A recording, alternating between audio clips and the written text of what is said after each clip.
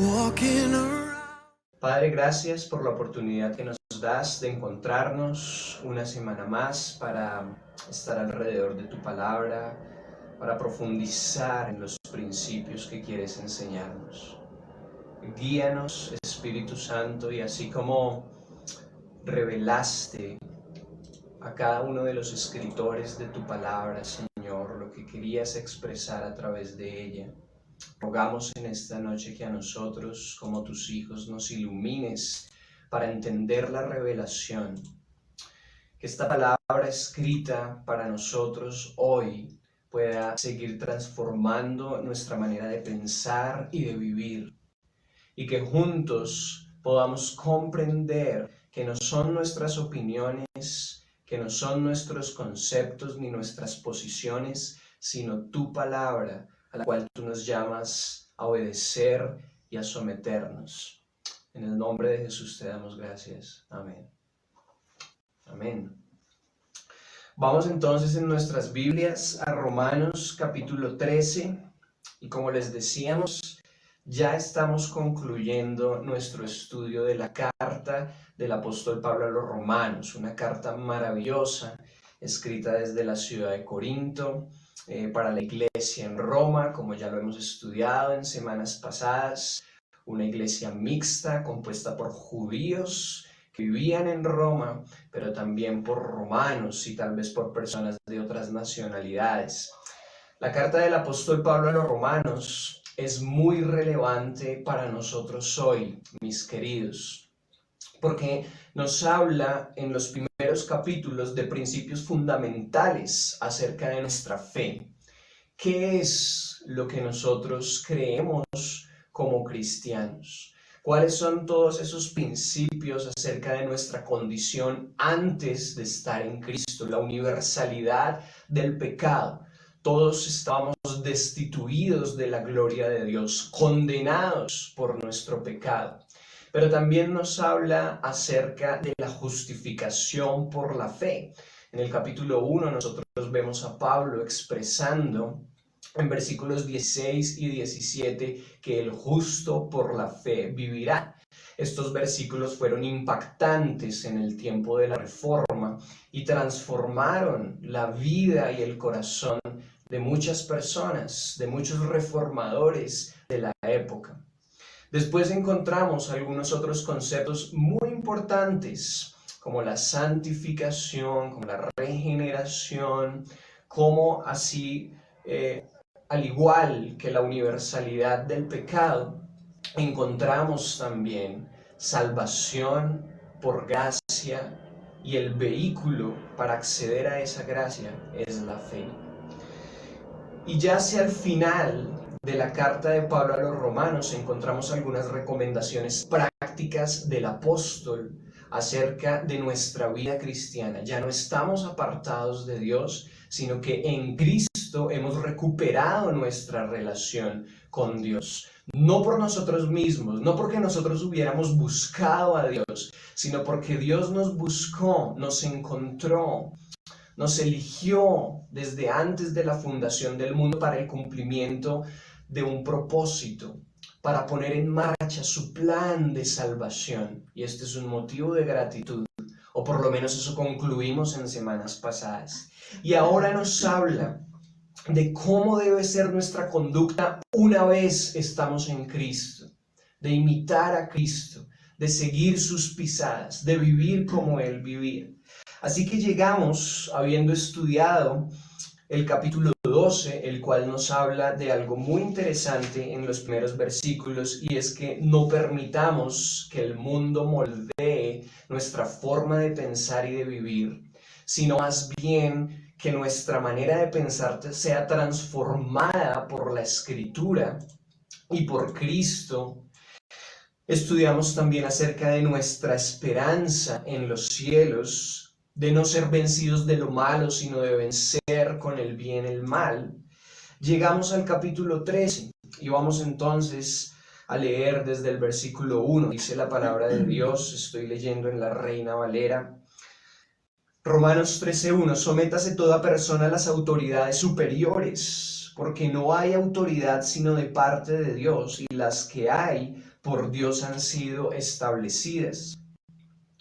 De modo que quien se opone a la autoridad, a lo establecido por Dios, resiste, y los que resisten acarrean condenación para sí mismos. Porque los magistrados no están para infundir temor al que hace el bien, sino al malo.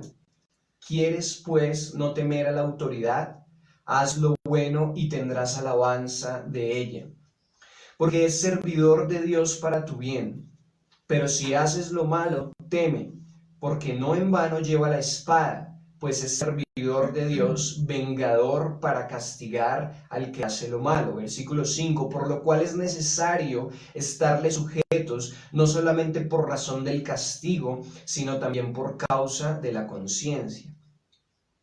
Pues por esto pagáis también los tributos, porque son servidores de Dios que atienden continuamente a esto mismo.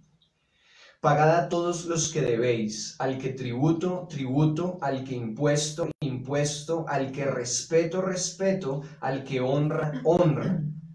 Versículo 8, no debáis a nadie nada, sino el amaros unos a otros, porque el que ama al prójimo ha cumplido la ley. Porque no adulterarás, no matarás, no hurtarás, no dirás falso testimonio, no codiciarás, y cualquier otro mandamiento en esta sentencia se resume: amarás a tu prójimo como a ti mismo. El amor no hace mal al prójimo, así que el cumplimiento de la ley es el amor. Y esto, conociendo el tiempo, que es ya hora de levantarnos del sueño, porque ahora está más cerca de nosotros nuestra salvación que cuando creímos. La noche está avanzada y se acerca el día. Desechemos pues las obras de las tinieblas y vistámonos las armas de la luz. Andemos como de día, honestamente, no en glotonerías y borracheras, no en lujurias y lascivias, no en contiendas y envidia, sino vestíos del Señor Jesucristo y no proveáis para los deseos de la carne. Amén. Espectacular capítulo. Vamos entonces, hermanos, allí junto a nuestra guía de estudio, a reflexionar acerca de algunos principios en esta noche alrededor de Romanos capítulo 13. Y como encontramos allí en la guía de estudio, en este capítulo 13, el apóstol Pablo continúa hablando acerca de los deberes del creyente, y su enfoque específico en este capítulo está en tres cosas fundamentales que queremos que ustedes puedan llevarse en su corazón en esta noche, así mismo como quedaron en nuestro corazón. La primera es la sujeción a las autoridades. Es la primera sección del capítulo. Un tema bastante complejo que sabemos y entendemos que no es por casualidad que Dios nos está permitiendo estudiar en esta noche, hablando acerca de la coyuntura que vivimos como país acá en Colombia.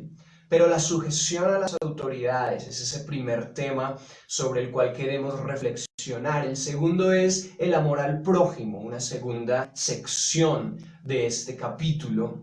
¿Y cuál es la importancia de ver al prójimo, de ver a nuestro hermano, de ver a las personas que nos rodean como Dios las ve?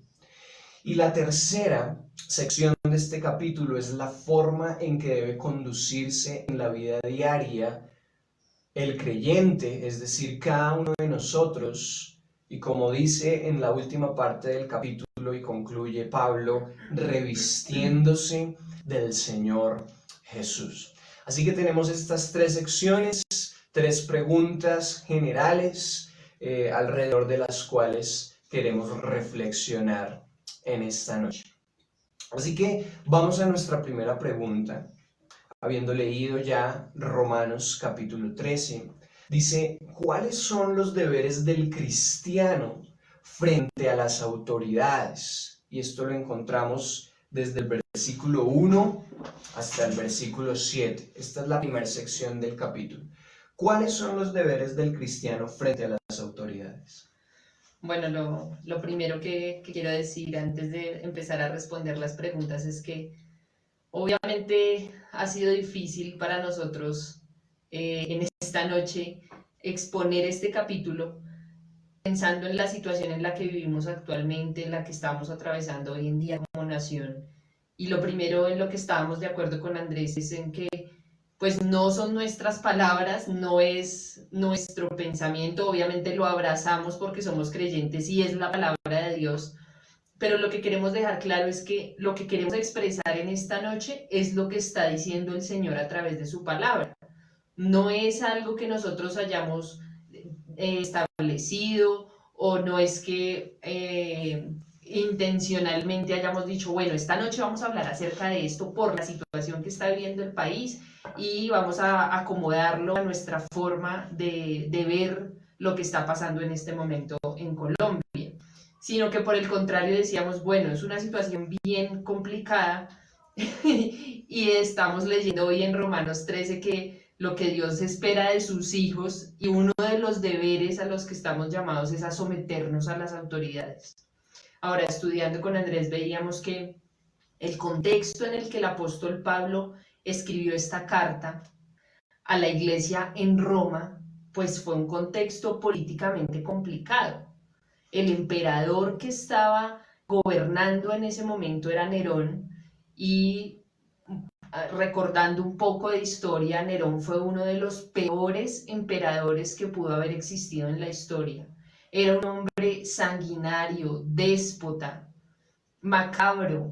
Hemos leído a través de la historia y hemos visto en la historia que fue un hombre que inclusive llegó a utilizar cristianos como antorchas para iluminar la ciudad de Roma. Es decir, los incendiaba vivos. Exactamente. Y los colocaban en maderos. Entonces, que en ese contexto el apóstol Pablo le diga a la iglesia en Roma, sométanse a la autoridad, y está hablando de las autoridades civiles, está hablando de magistrados precisamente, está hablando de pagar impuestos, pues uno dice, pues es muy difícil.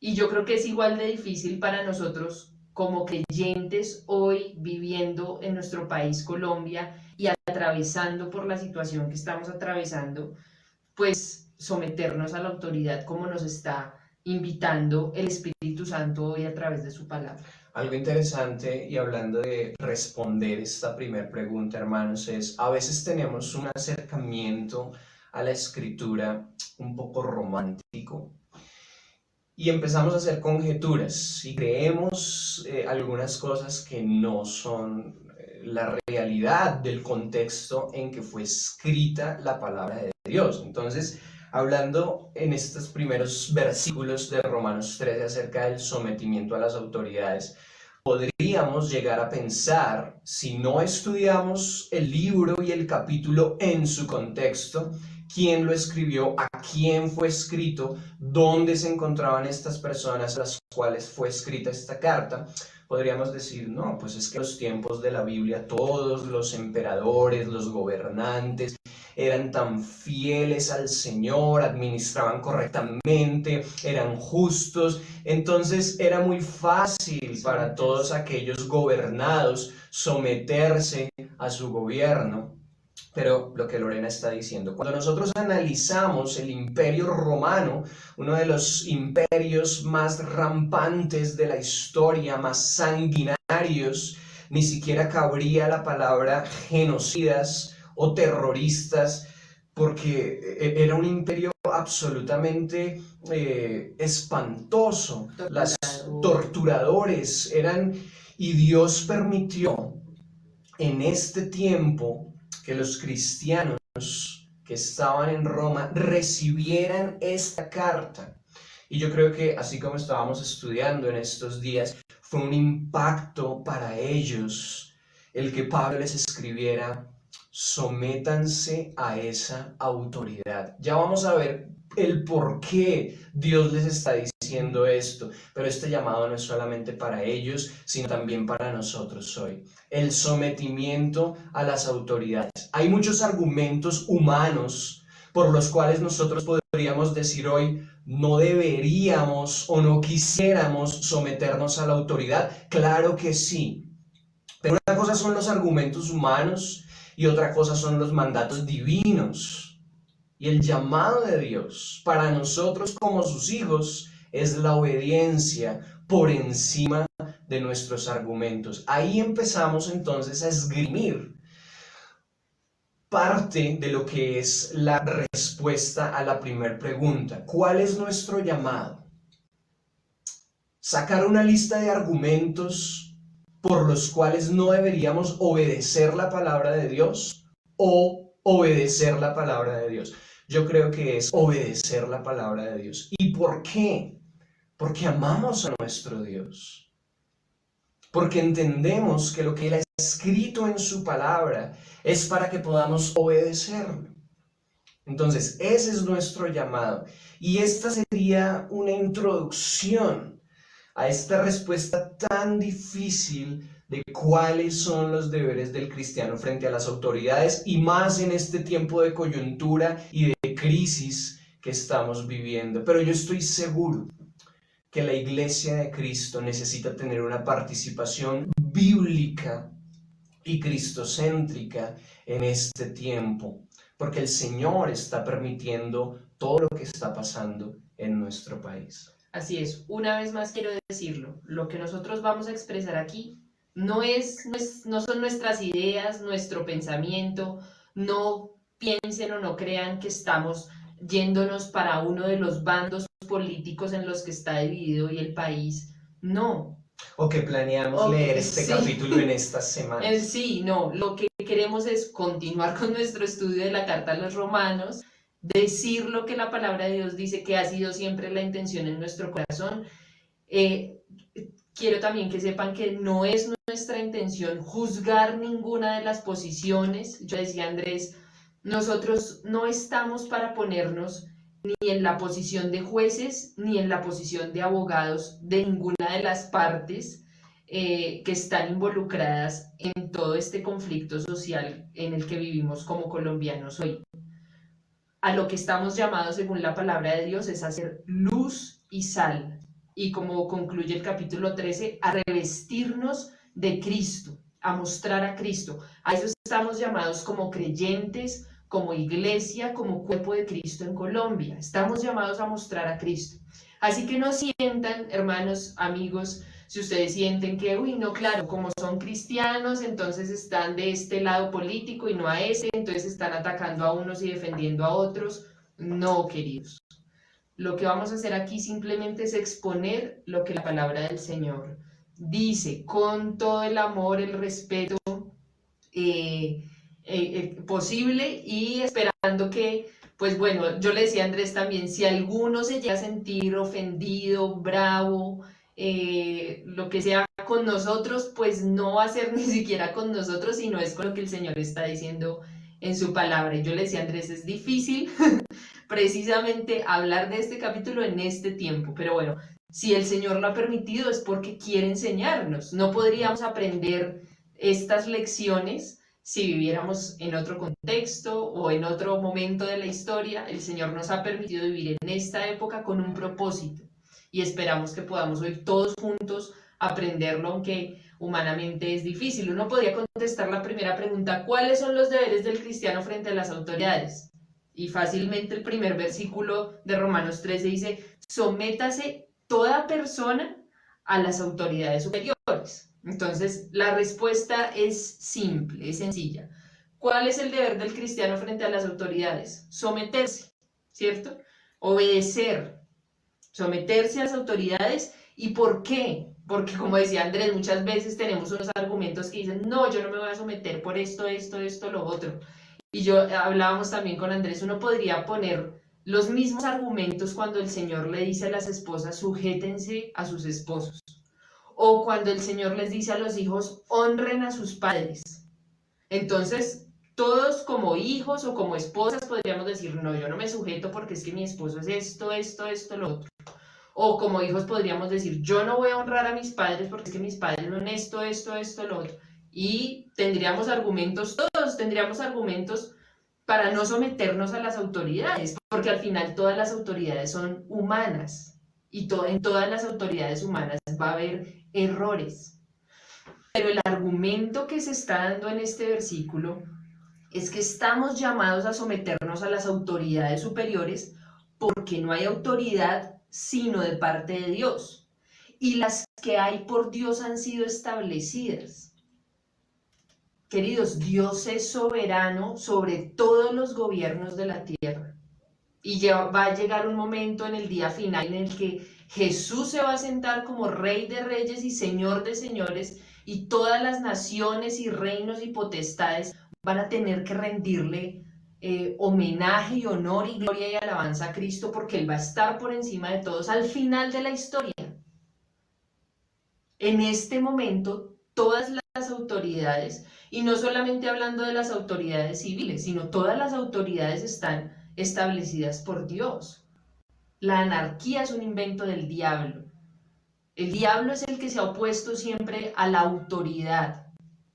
Pero los hijos de Dios estamos llamados a honrar a las autoridades y a someternos a ellas, a las autoridades en todos los ámbitos de la vida. Mi esposo es la autoridad en esta casa. Mis padres son mi autoridad cuando yo estoy en la casa con ellos y mi rol en el hogar es hijo. Ellos son autoridad y merecen mi honra y mi respeto. Cuando estoy en mi trabajo, mi jefe es mi autoridad y merece mi honra y mi respeto. Cuando estoy en el colegio, en la universidad, mi profesor es mi autoridad y merece mi honra y mi respeto y mi obediencia. Cuando estoy en la calle, ¿quiénes son las autoridades? Pues las autoridades civiles son los policías, los alcaldes, los gobernadores. Ellos son las autoridades y merecen honra y respeto. Y a eso es lo que estamos llamados, a someternos todos, sométase toda persona a las autoridades superiores, porque no hay autoridad sino de parte de Dios, y las que hay por Dios han sido establecidas. Hay una idea que creo que no es correcta, hermanos, y es, yo sé que ustedes han escuchado como nosotros a muchos en este tiempo decir acerca de los gobernantes: Dios pone reyes y quita reyes, sobre todo en épocas preelectorales, y esto se escucha en las grandes iglesias. Muy triste, porque no solamente es el error de politizar la congregación o la comunidad, que no es el llamado de Dios para la iglesia, sino que también es no entender cómo ha progresado la historia. Dios pone reyes y quita reyes, sí, yo veo eso en el Antiguo Testamento, pero también el progreso de la historia nos ha mostrado que Dios ha permitido en diferentes contextos algunas formas de participación política como la democracia. Y hoy en día se supone que, por ejemplo, en nuestro país, Colombia, lo que debe haber es democracia, es decir, Dios permite que el mismo pueblo, a través del voto popular, elija sus gobernantes. Buenos, malos, lo que debemos entender es que el corazón del hombre, dice la Biblia, es perverso y que nunca va a haber justicia en su totalidad o plena justicia en un gobernante humano, porque la justicia perfecta es la justicia de Dios. Solamente quiero hablar acerca del versículo 5, donde dice: por lo cual es necesario estarle sujetos, no solamente por razón del castigo, sino también por causa de la conciencia. Entendamos algo: Cristo mismo, cuando estuvo acá en la tierra, siendo Dios hecho hombre, se sometió a ese imperio romano maltratador, y que en parte, a través de esa tortura que ellos tenían, fue llevado a la cruz. Pero también vemos a Pablo escribiéndoles a estos cristianos que de alguna forma estaban siendo perseguidos por este imperio romano. Y queridos, quiero decirles en esta noche, ellos en ese contexto y en ese momento tenían razones para crear una rebelión civil, una rebelión social contra sus gobernantes. Claro que las tenían. Como tal vez nosotros hoy podríamos pensar que las tenemos y que tenemos los argumentos absolutamente válidos para rebelarnos y para crear como tal una rebelión. Pero el llamado de Pablo a la iglesia aquí en Roma con respecto a las autoridades en ese momento y el llamado de Dios hoy para nosotros es que por causa de la conciencia, por causa de ese testigo que Dios ha puesto en nuestro interior, porque Dios nos ha dotado de conciencia, podamos someternos y respetar las autoridades. En ese tiempo los cristianos eran acusados de formar revueltas, eran acusados de sedición, eran acusados de muchas cosas. De rebelión contra el imperio. De rebelión contra el imperio. Y Pablo aquí les está haciendo un llamado y les dice, no importa incluso si tienen que sufrir al someterse, pero háganlo por causa de la conciencia, de su amor a Dios, de su respeto a Dios, porque Dios en su soberanía ha permitido que estos gobernantes estén allí. Así como Lorena estaba diciendo, no estamos a favor ni en contra de nada. El llamado de Dios para la iglesia es obedecer su palabra y en este caso específico someterse, orar por ellos, suplicar la misericordia del Señor. Porque aún en medio de la crisis que vivimos, el foco del asunto, y ya lo hemos dicho muchas veces, el problema principal no es quién es mejor, quién es bueno, quién es malo, quién gobernaría mejor, quién sería más justo, quién daría mejores oportunidades. No. El problema principal es que el hombre está apartado de Dios y necesita conocer a Cristo para que de alguna forma la presencia de Dios en él le permita actuar de una mejor forma si es gobernante o si es gobernado. Pero el llamado de Dios acá es a someternos. Así que, así como dijo Lorena ahorita, no es nuestra opinión, es la palabra de Dios. Y si de pronto esto nos choca o nos impacta, pues el impacto es por la palabra de Dios, no por nuestras opiniones. Así es. Miremos la segunda pregunta. ¿Cuál es el deber del creyente frente a su prójimo según los versículos 8 al 10? Dice a partir del 8, no debáis a nadie nada, sino el amaros unos a otros, porque el que ama al prójimo ha cumplido la ley. Porque no adulterarás, no matarás, no hurtarás, no dirás falso testimonio, no codiciarás, y cualquier otro mandamiento en esta sentencia se resume: amarás a tu prójimo como a ti mismo. El amor no hace mal al prójimo, así que el cumplimiento de la ley es el amor. ¿Cuál es el deber del creyente frente a su prójimo? Amarlo. Y es interesante que aquí Pablo esté diciendo que el amor es el cumplimiento de la ley. Hermanos, cuán importante es poder tener presente esto y más en los días que vivimos. Ahorita Lorena estaba diciendo, no nos pongamos en la posición ni física ni virtual en las redes sociales de ser jueces de otros. Porque eso es lo que hemos visto en este tiempo. Todos salimos a ser jueces de otros. Pero lo que nos explica la Escritura es que el juez es Dios, el abogado es Cristo y nosotros somos los que estábamos condenados eternamente y por la misericordia de Dios ahora tenemos vida eterna. Así que ¿quiénes somos nosotros para juzgar a otros, como ya hemos visto en semanas pasadas? No debemos pagar mal por mal, no debemos desear el mal a nadie. Y de desear el mal al otro, hermanos, hemos visto en este tiempo con tristeza que están llenas las redes sociales debido a esta coyuntura que estamos viviendo. Y ese es el llamado del Señor. Eso es lo que Él nos está diciendo en su palabra. Definitivamente no. Es difícil.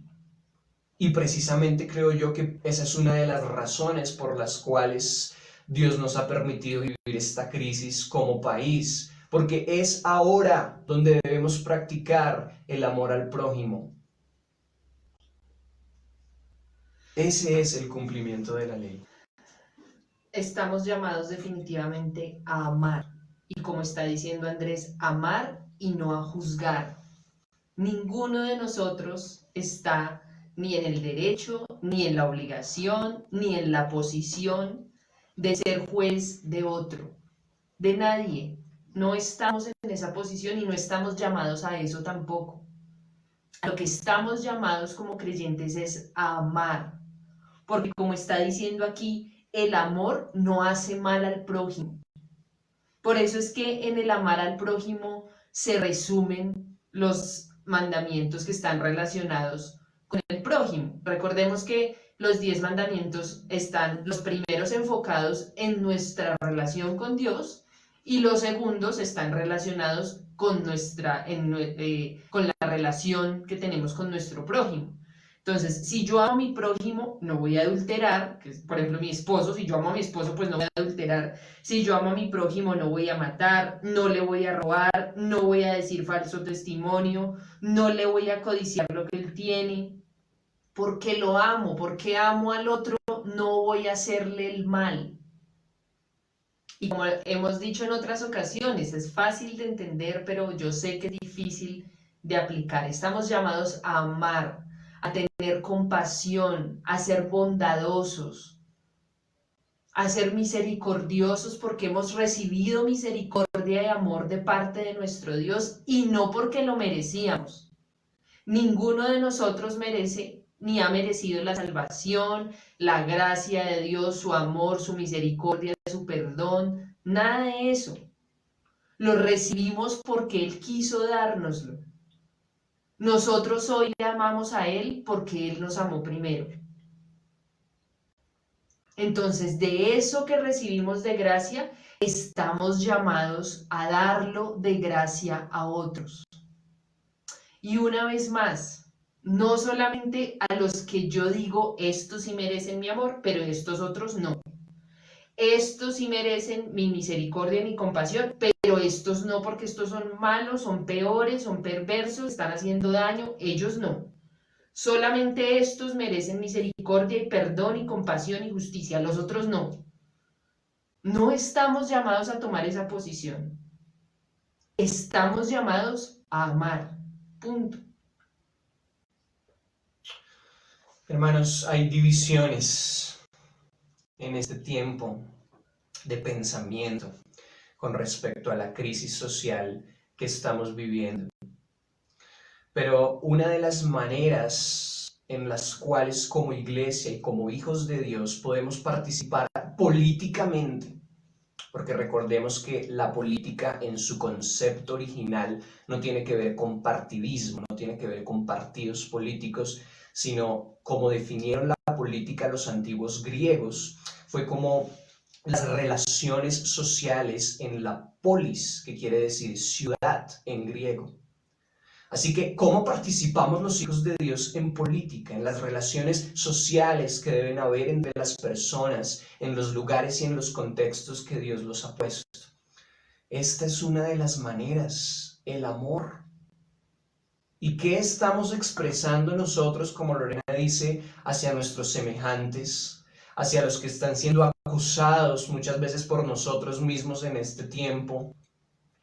Es el llamado de Dios a que lo hagamos de esa manera, que generemos división, como Lorena dice, que digamos o que expresemos que algunos sí merecen nuestro amor porque son malos y otros no porque son buenos o viceversa. Este no es el llamado de Dios. ¿Por qué?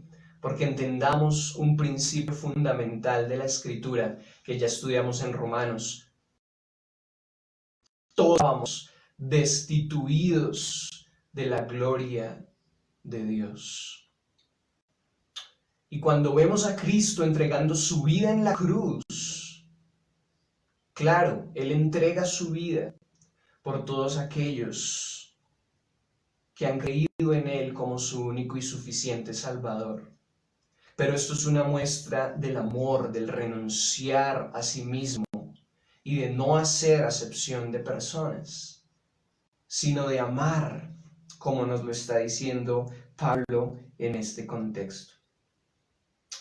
Pasemos entonces a nuestra tercera pregunta: ¿cómo se debe conducir el creyente en su vida personal? Esto lo vemos en los versículos 11 al 14. Y esto, conociendo el tiempo, que es ya hora de levantarnos del sueño, porque ahora está más cerca de nosotros nuestra salvación que cuando creímos. Hermanos, algunos comentaristas como Moody y Jameson dicen que Pablo estaba esperando la segunda venida del Señor y él creía que el Señor iba a venir por segunda vez estando él en vida. Pero Pablo murió. Y pensemos en cuántos años y siglos han pasado desde que murió el apóstol Pablo, y ellos en ese tiempo estaban ansiosos por la segunda venida del Señor. ¿Cuánto más ahora está cerca esa segunda venida? Tenemos nuestros ojos puestos en nuestro encuentro con Jesús en su segunda venida. Gracias a todos los hermanos, a todas las personas que de alguna manera se preocupan por lo que va a ser nuestro futuro como país o como humanidad en esta tierra. Pero realmente a lo que nos llama la palabra de Dios es a poner nuestros ojos en la eternidad. Y yo lo he dicho en semanas pasadas y he reflexionado y me he preguntado. No estoy diciendo que yo lo haga.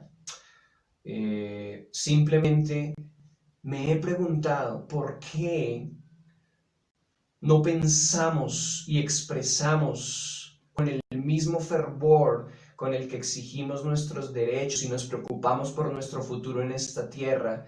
¿Por qué con ese mismo fervor no expresamos nuestra preocupación y compartimos el Evangelio y ponemos nuestra mirada en lo que será nuestro futuro en la eternidad?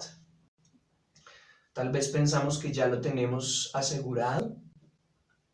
Tal vez no vemos la importancia de compartir con otros el Evangelio. Tal vez pensamos que nos quedan muchísimos años sobre esta tierra.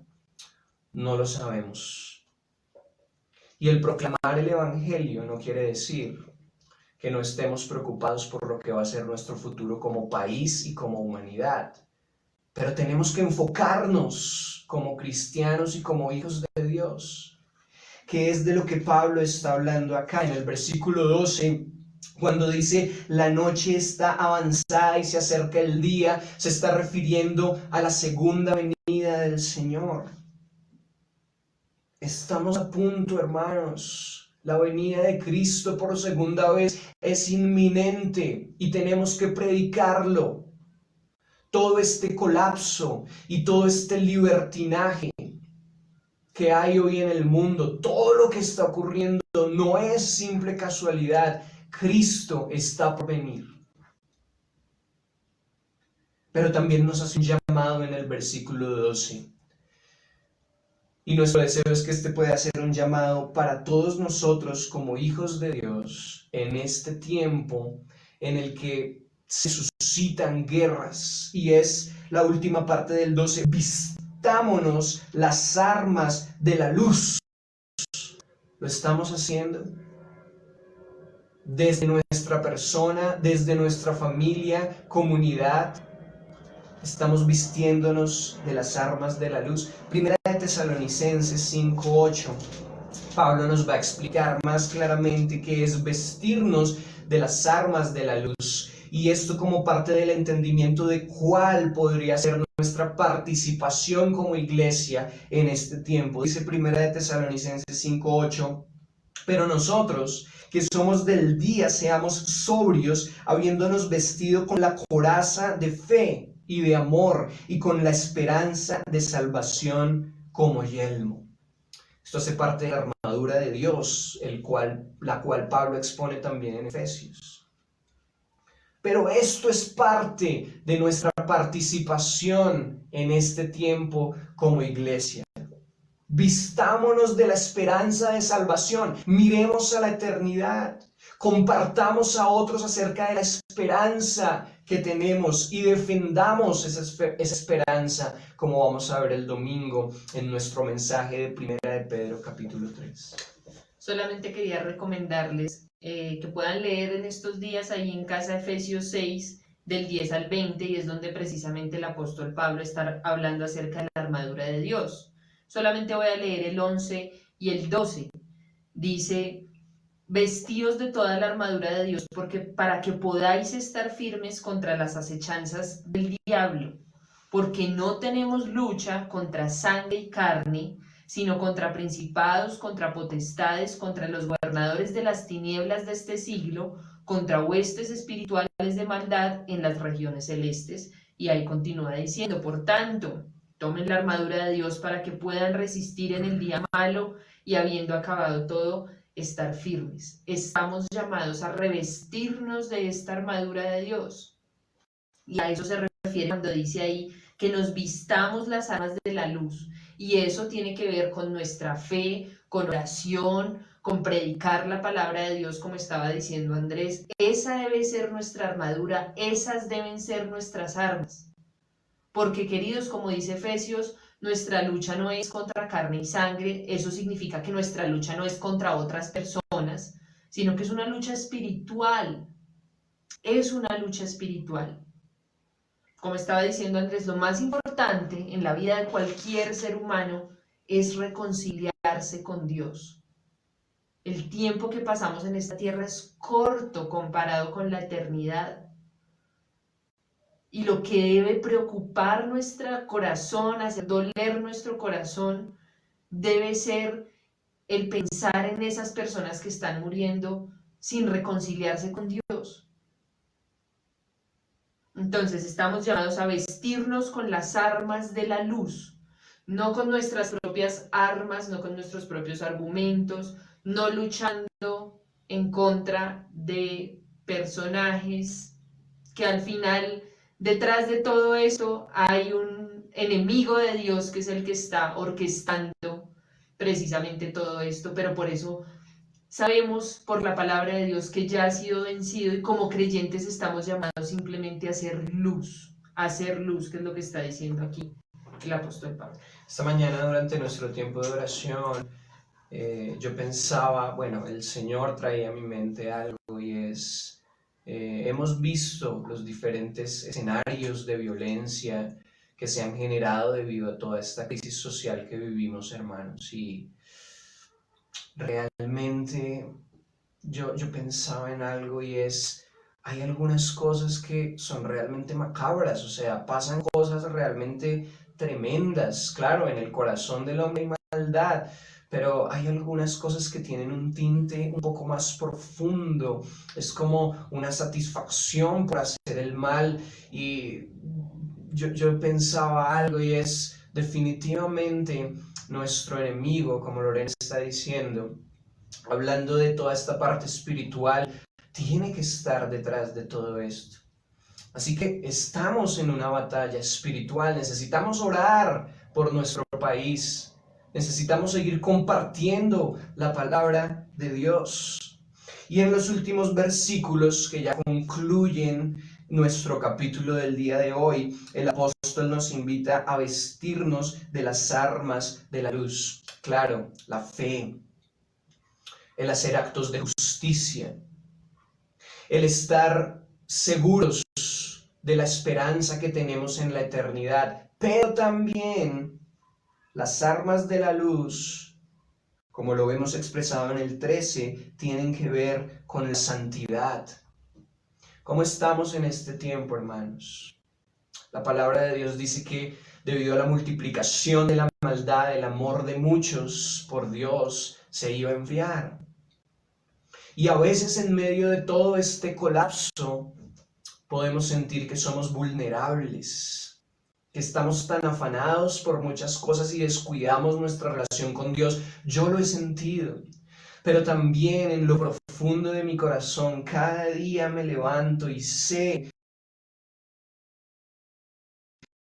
que las rancheras, de lujurias, de lascivias, de contiendas, hablando de esta crisis que vivimos, de envidia. La voluntad de Dios es que yo pueda ser fiel a mi esposa, que pueda responder por mi casa, que pueda caminar firme en mi relación con Dios a pesar de los tiempos que vivimos. Y eso es lo que hacían aquellos cristianos en la época del Imperio Romano, que incluso iban hasta la muerte por el Señor. No sabemos si a nosotros nos va a tocar algo así, pero necesitamos seguir firmes en estas verdades. Versículo 14, vistámonos del Señor Jesucristo. Es como Pablo dice también en una de sus cartas, si no estoy mal es Gálatas, no recuerdo bien en este momento, ya al avanzar los años se va perdiendo la memoria, pero Pablo en Gálatas dice, ya no vivo yo, sino que es Cristo el que vive en mí. Esa debe ser nuestra actitud a diario. Ya no vivo yo, Cristo vive en mí. Vistámonos del Señor Jesucristo. Así como nos levantamos todos los días y nos bañamos y nos vestimos. Vistámonos todos los días al levantarnos del Señor Jesucristo, de la mansedumbre, del amor, del renunciar a nosotros mismos por otros, de servir a otros. Y precisamente, para ir concluyendo, esta era la manera, hermanos, en que Jesús participaba políticamente en su contexto, desde el servicio. Vamos a hablar más adelante acerca de toda esta parte de cómo podemos seguir construyendo una participación política en nuestro contexto. Pero Santiago Espitia, historiador y teólogo contemporáneo, dice esto acerca de Jesús. La manera en que Cristo participaba políticamente en su contexto no era apoyando un imperio, un partido, o juzgando a unos por ser buenos o malos, o yéndose a uno de los extremos. Dice Santiago Espitia, Cristo participaba políticamente sirviendo a otros, identificando la necesidad, cubriendo esa necesidad por la cual tal vez muchos clamaban a sus gobernantes malos, porque no hay un gobierno perfecto o un gobierno bueno. Así que nosotros debemos revestirnos de esa misma actitud y amar incondicionalmente. ¿Saben, hermanos, cuál es una de las razones por las que yo creo que el Señor nos ha permitido vivir esta crisis? Para que podamos poner en práctica el amor, el dar, el servir, el bendecir, el amar, el abrazar. Bueno, ahora estamos en una pandemia y no podemos abrazarnos mucho, pero revestirnos de Cristo. No lo olvidemos. ¿Por qué no oramos y le damos gracias a Dios por su palabra en esta noche? Señor, te damos gracias por permitirnos una vez más, Señor, y un miércoles más acercarnos a tu palabra, Señor, y a esta carta a los romanos que ha sido de tanta bendición para nuestras vidas. Señor, te pedimos en esta noche que tú puedas ayudarnos a aceptar y amar tu palabra, Señor, y danos también la capacidad y la gracia y la sabiduría que necesitamos para poderla vivir y aplicar en nuestras vidas cada día, Señor. Tú sabes que muchas veces en nuestro corazón no está el deseo de amar al prójimo, de someternos a la autoridad, de negarnos a nosotros mismos. Pero esa es tu voluntad, Señor, y el anhelo de nuestro corazón como tus hijos es vivir en esa voluntad, es vivir conforme a tu palabra, es obedecerte, es amarte, Señor, Como leíamos hoy en Romanos, el cumplimiento de la ley es amarnos los unos a los otros, amar a nuestro prójimo, Señor. Por eso te pedimos en esta noche, ayúdanos a amar con tu amor, a ver a nuestro prójimo con tus ojos, con tus ojos de misericordia, de amor, de bondad, Señor. Y permítenos ser luz en medio de este mundo lleno de tinieblas, Señor. Una vez más te pedimos, por favor, ten misericordia de nuestro país, Señor. Ten misericordia de cada vida, Señor, de cada joven, de cada hombre, de cada mujer, de cada niño, de cada niña, Señor, que está pasando por un momento difícil, Señor, debido a toda esta crisis que vivimos y que hemos vivido por tantos años en este país. No es algo de ahorita, Señor, han sido años de violencia, de guerra, de injusticias, de corrupción, de pobreza, de desigualdad, Señor. Y yo sé que tú no has sido ajeno a nada de esto, Señor. Yo sé que por el contrario tu corazón se ha dolido por cada vida que ha sido víctima de la injusticia y de la violencia, Señor. Pero sé también que el deseo de tu corazón, Señor, es que todos los hombres procedan al arrepentimiento. Porque lo más importante en la vida de un ser humano es su alma. Es reconciliarse contigo, Señor, y por eso te pido en esta noche que hoy, como iglesia, Señor, y como tus hijos, podamos tomar la determinación, Señor, y decidirnos por revestirnos de la luz, Señor, por revestirnos de Cristo y mostrar tu amor a otros, Señor, y predicar el Evangelio y estar pendientes, identificando necesidades de otros, Señor, y que podamos ser tus manos, Señor, que podamos ser tu voz, Señor. Úsanos, Señor, para suplir esas necesidades que nos permites identificar y que nos permites ver en medio de nuestra sociedad, Señor. Gracias una vez más por tu palabra, gracias por cada persona que estuvo hoy conectada, por cada persona que de pronto va a ver después este video, Señor. Habla a sus corazones, Señor. Que tu palabra sea sembrada en sus corazones, Señor, y pueda dar fruto. En el nombre del Padre, del Hijo y del Espíritu Santo oramos. Amén.